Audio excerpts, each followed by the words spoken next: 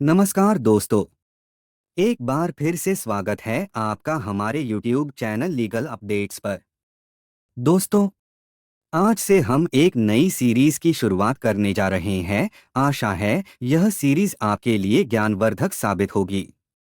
दोस्तों, जैसा कि आप जानते हैं कि हाल ही में भारतीय संसद द्वारा आपराधिक कानूनों को बदलकर नए रूप में पेश किया गया है, जो है भारतीय दंड संहिता 1860 की जगह भारतीय न्याय संहिता 2023, आपराधिक प्रक्रिया संहिता 1973 की जगह भारतीय नागरिक सुरक्षा संहिता 2023 और इंडियन एविडेंस एक्ट 1872 की जगह भारतीय साक्ष्य अधिनियम 2023 को लाया गया है।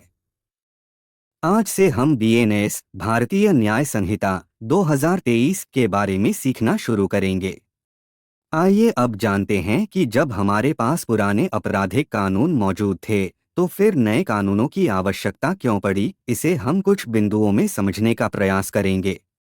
पहली बात यह है कि पुराने आपराधिक कानून औपनिवेशिक मंशा और मानदंडों पर आधारित थे और यह दंड पर आधारित व्यवस्था को प्रदर्शित करते थे, जबकि नए कानून न्याय केंद्रित व्यवस्था के पक्ष में अधिक हैं।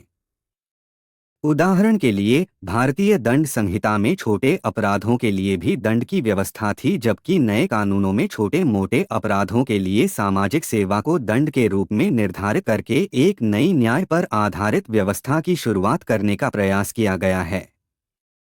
दूसरी बात, कई सारे ऐसे अपराध थे जो भारतीय दंड संहिता में शामिल नहीं थे, जबकि उन्हें भारतीय न्याय संहिता में शामिल कर लिया गया है।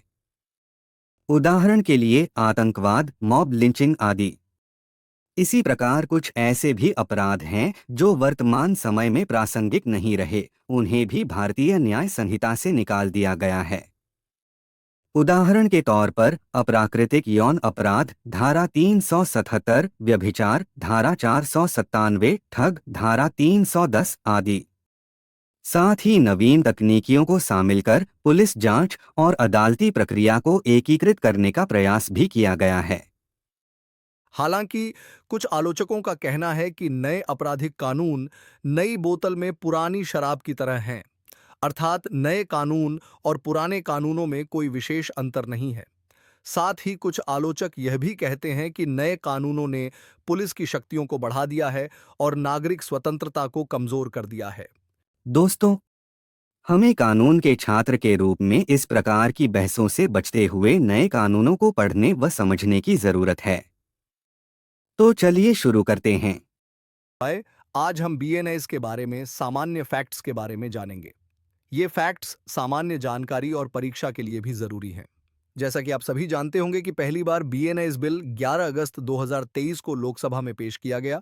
इसी दिन इसे स्टैंडिंग कमेटी के पास भेज दिया गया। स्टैंडिंग कमेटी ने अपनी रिपोर्ट 10 नवंबर 2023 को दी। स्टैंडिंग कमेटी की अनुशंसा पर सरकार ने 12 दिसंबर 2023 को बीएनएस बिल वापस ले लिया। 12 दिसंबर को ही सरकार ने बीएनएस 2 बिल लोकसभा में रखा, जिसे 20 दिसंबर 2023 को लोकसभा से स्वीकृति मिल गई। फिर इसे 21 दिसंबर 2023 को राज्यसभा में पेश किया गया और इसी दिन इसे राज्यसभा ने स्वीकृत भी कर दिया और अंततः 25 दिसंबर 2023 को इस बिल पर राष्ट्रपति ने हस्ताक्षर कर दिया और यह बिल अधिनियम के रूप में बदल गया। फिर जैसा कि आप सब जानते ही हैं कि यह कानून 8 जुलाई 2024 को लागू हो गया। लेकिन दोस्तों, यहाँ एक बात जो उल्लेखनीय है वह यह कि 1 जुलाई 2024 को बीएनएस 2023 की धारा 106 क्लॉज 2 लागू नहीं किया गया, जिसमें यह प्रावधान है कि अगर कोई वाहन चलाते समय उतावलेपन या उपेक्षापूर्वक किसी व्यक्ति की मृत्यु कारित कर देता है और घटना के तुरंत बाद पुलिस अधिकारी या मजिस्ट्रेट को सूचना दिए बगैर भाग जाता है, तो वह 10 वर्ष तक के कारावास और जुर्माने का भी दायी होगा। दोस्तों, आज हम इस विषय को यहीं पर विराम देते हैं। अगले वीडियो से हम बीएनएस के बेयर एक्ट को सेक्शन वाइज समझने की कोशिश करेंगे। आज का वीडियो बहुत ही महत्वपूर्ण है, खासकर उन लोगों के लिए जो कानून के छात्र हैं। मैं विश्वास दिलाता हूं कि आने वाली परीक्षाओं में इस वीडियो से प्रश्न जरूर पूछे जाएंगे। अंत में आपसे निवेदन है कि अगर आपको हमारा वीडियो पसंद आया हो तो इसे लाइक और चैनल को सब्सक्राइब कर लें, ताकि आने वाली वीडियो आप तक सबसे पहले पहुंच सकें। अगर आपका कोई सुझाव हो तो हमें कमेंट बॉक्स में जरूर बताएं। धन्यवाद।